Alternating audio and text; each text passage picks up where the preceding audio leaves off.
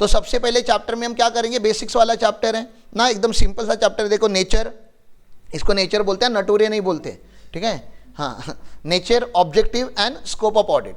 तो हमने कल बात की थी, याद आ रहा है, स्कोप ऑफ ऑडिट, ये टर्म हमने डिफाइन किया था। स्कोप ऑफ ऑडिट की स्कोप मतलब कि पहले बता दो कि सर मैं काम क्या करने वाला हूँ, और जो काम में जितना मेरा काम है उतना मैं आपको फी चार्ज करूंगा, तो उसको स्कोप बोलते हैं। जैसे आपको अगर कोई जॉब देता है तो आपको पता होना चाहिए कि आपका स्कोप ऑफ वर्क क्या है ना। तो हमारे यहाँ पे अभी एवीपी बिजनेस है, तो शी शुड नो कि उसका स्कोप क्या है, राइट। हमारे पास पीएन राज के ऑडिट मैनेजर है, इनको हम ऑडिट मैनेजर बोलते हैं। ही शुड नो कि इसका स्कोप ऑफ वर्क क्या है। अगर हमें स्कोप अगर पता चला, जितनी क्लैरिटी स्कोप में लाओगे उतनी क्लैरिटी एग्जीक्यूशन में आएगी। अग्री करते हैं इतना, राइट। तो बहुत इंपॉर्टेंट बातें हम यहां पे पढ़ेंगे। तो यहाँ पे इन्होंने बहुत सारी, फिर से ऐसे ना रंगोली बनाने का ट्राई करो। आप लोगों को ना मैं अलग अलग रंगोली के आइडिया दूंगा। तो एक देखो, ये ऑडिट की रंगोली एक दिन बननी चाहिए, तो गुरुकुल में आप ना फ्लावर्स वगैरह की रंगोली मत बनाओ। ऐसे कितनी अच्छी अच्छी रंगोली है। तो ऑडिट के पहले चैप्टर में आपको मीनिंग ऑफ ऑडिट पढ़ाऊंगा, और scope and objective of audit पढ़ाऊंगा, और नीड एंड बेनिफिट पढ़ाऊंगा, क्वालिटीज ऑफ ऑडिटर। ओहो, qualities of auditor is equal to god ही लिख देता हूँ, ठीक है ना। गवर्नमेंट चाहता है कि ऑडिटर कौन होना चाहिए, भगवान होना चाहिए। उसको आंख बंद कर देगा, उसको सब दिखना चाहिए, ठीक है। तो क्वालिटी मतलब वही समझो, एक भगवान के अंदर जो क्वालिटी होती है वो सारी क्वालिटी ऑडिटर के अंदर होनी चाहिए, तो आप ऑडिटर बन जाओगे। ऑडिट के कुछ इनहेरिएंट लिमिटेशंस होते हैं। इनहेरिएंट, देखो ये वर्ड आ गया, इनहेरिएंट लिमिटेशंस। इनहेरिएंट मतलब बाय डिफॉल्ट। इनहेरिएंट वर्ड आपको समझ में आना चाहिए। ऑडिट करने के बाद भी आप गारंटी नहीं दे सकते कि कंपनी में फ्रॉड नहीं हुआ है। सिस्टम्स लगाने के बाद भी आप कोई गारंटी नहीं दे सकते कि system as it is follow हुआ है, क्योंकि सिस्टम बनने के बाद सिस्टम को ओवरराइड करने वाले लोग भी होते हैं ऑर्गेनाइजेशन में। ये समझ में आ रहा है आपको। तो लिमिटेशंस है, हम ऑडिट में परफेक्ट नहीं है, इसलिए हम लिखते हैं as per my opinion this financial statement. My opinion, मैं गारंटी नहीं देता। I undertake that this particular financial statement is true and fair. मैं गारंटी नहीं लेता, मैं बोलता हूँ मेरे ओपिनियन में ये कंपनी में कोई फ्रॉड बड़ा नहीं हुआ है, सब कुछ ठीक है। ऐसा हमारा ओपिनियन हम प्रेजेंट करते हैं। Audit with reference to standards on auditing, तो आपको मैं बार बार ऐसे कुछ तो बोलते जाऊंगा। अकाउंट की बात करते तो एएस बोलते हैं हम, अकाउंटिंग स्टैंडर्ड या ऐसे, ये दोनों भी सीए इंस्टीट्यूट ने ड्राफ्ट किए, उसमें के कुछ गवर्नमेंट ने नोटिफाई किए, गवर्नमेंट ने कुछ नोटिफाई नहीं किए। स्टैंडर्ड मतलब अकाउंटिंग स्टैंडर्ड तरीके से हो, हाँ, स्टैंडर्ड मतलब सिस्टमैटिक हो।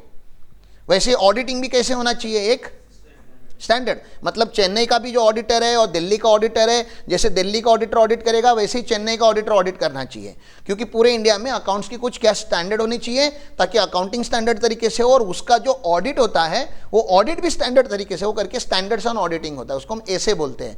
पहले ऑडिटिंग स्टैंडर्ड ही बोलते थे इसको, जब इंडियन थी। अभी जो हमारी ऑडिटिंग स्टैंडर्ड्स है, ये स्टैंडर्ड्स ऑन ऑडिटिंग है, ये इंटरनेशनल लेवल की है।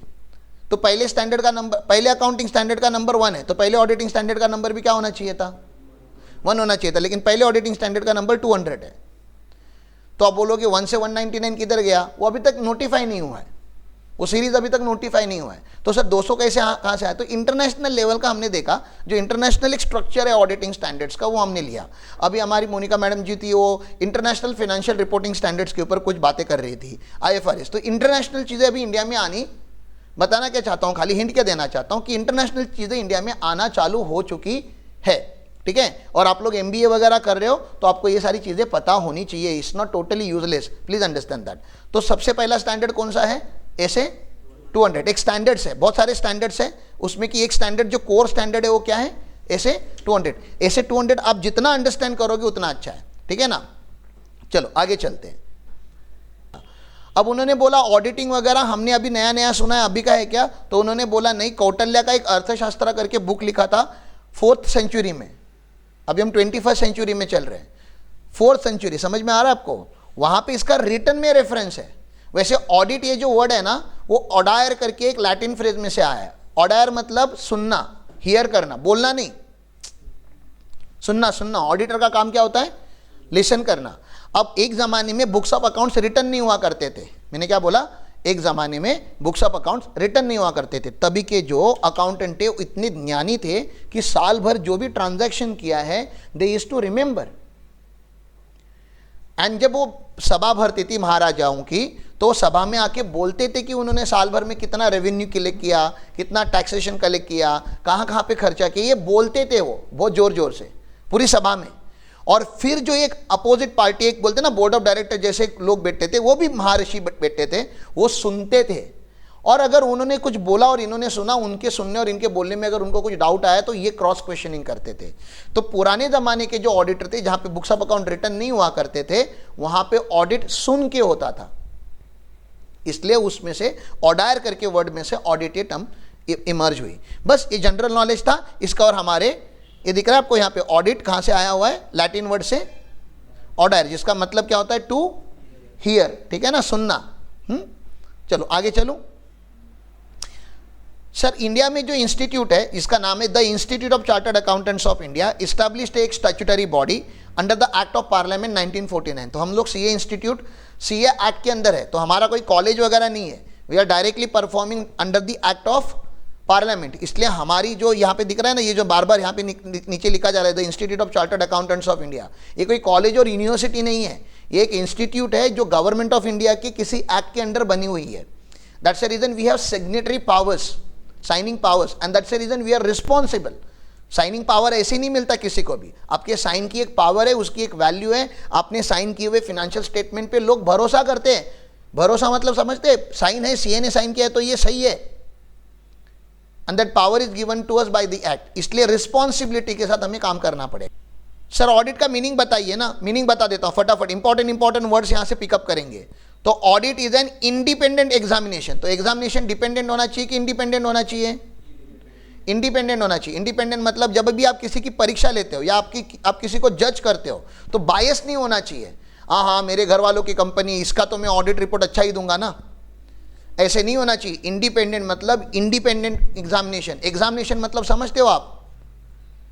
एग्जामिनेशन मतलब क्रॉस वेरिफिकेशन, एग्जामिनेशन मतलब सवाल जवाब, एग्जामिनेशन मतलब आप चेक कर रहे हो कि उन्होंने जो किया हो।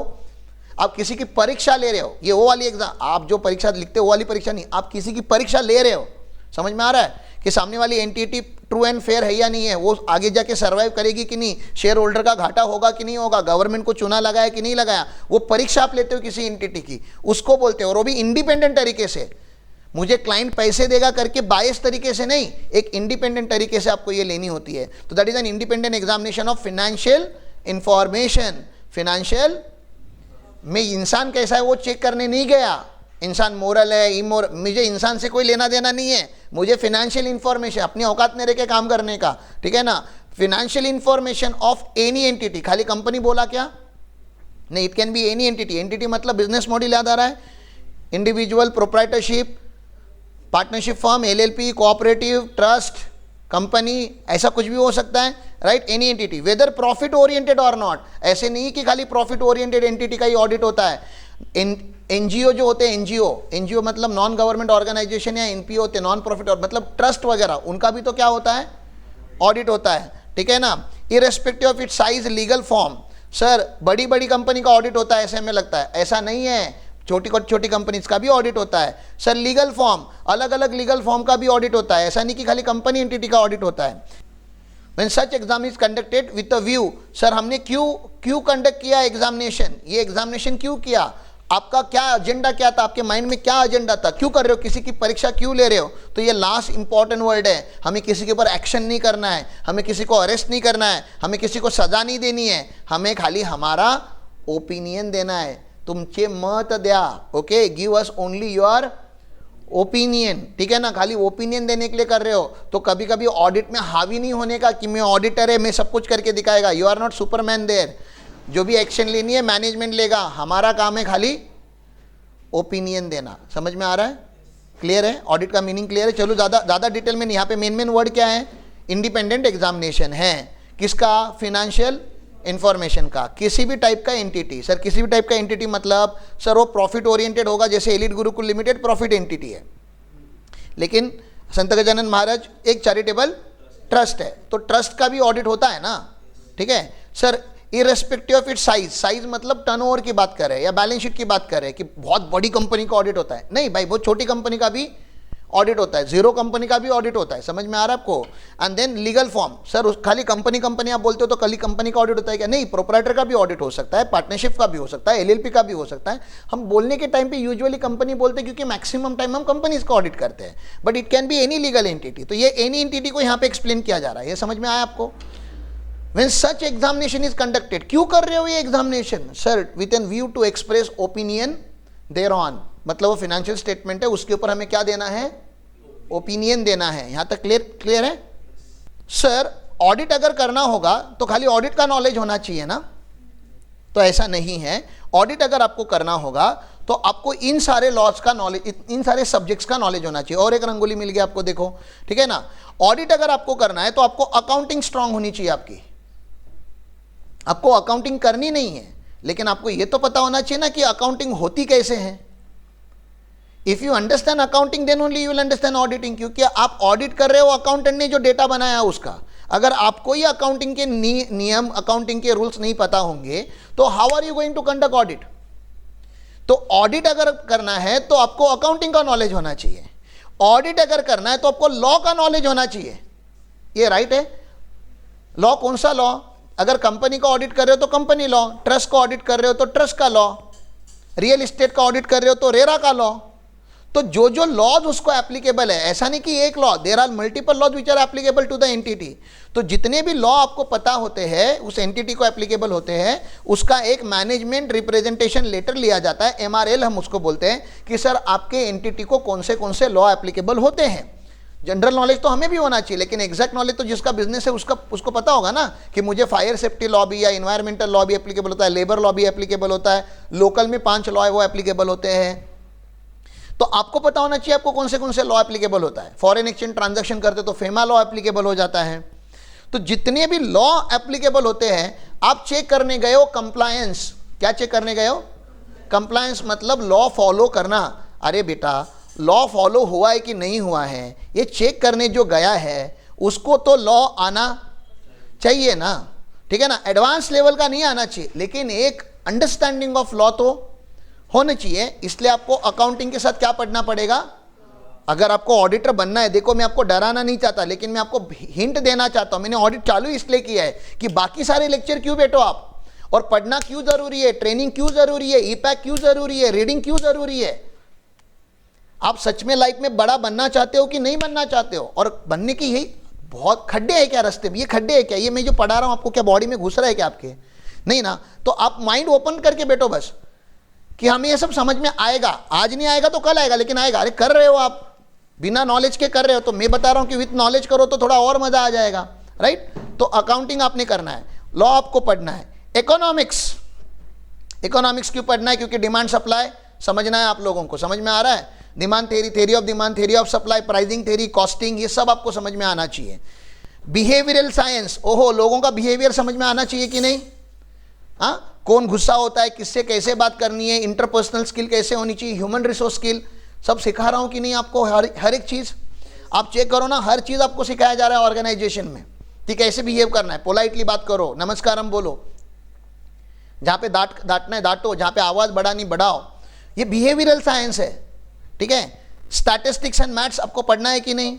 रेशियो एनालिसिस सीए में बनाते हैं ये लोग, क्या है? पूरा स्टैट्स एंड मैथ्स है, ट्रेंड एनालिसिस लगानी है। बिकॉज हम हमेशा बोलते हैं आपका बेटा झूठ बोल सकता है, डेटा नहीं। एंड जो रेशो होता है वो डेटा दिखाता है, ठीक है? डेटा प्रोसेसिंग आपको समझ में आना चाहिए, मतलब टेक का नॉलेज होना चाहिए, टेक का, कि डेटा प्रोसेस कैसे होता है। देन फाइनेंशियल मैनेजमेंट आपको समझ में आनी चाहिए, एंड देन प्रोडक्शन प्रोसेस वगैरह आपको समझ में आनी चाहिए। इतना सबका जब आपको नॉलेज आ जाएगा तब आप ऑडिट करने निकल सकते हो। तो डोंट यू थिंक गवर्नमेंट अपने को ऑलमोस्ट गॉड लाइक ट्रीट कर रहा है कि आपको सब पता होना चाहिए? और फिर मेरा एक सवाल जो मैंने फार्मर प्रोड्यूसर कंपनी का बीच में इंट्रोडक्शन दिया, जब इतना मुझे पता ही है तो मैं अपना खुद का बिजनेस नहीं कर सकता क्या? कर सकते हैं ना, क्योंकि हमको दुनिया का सब नॉलेज है।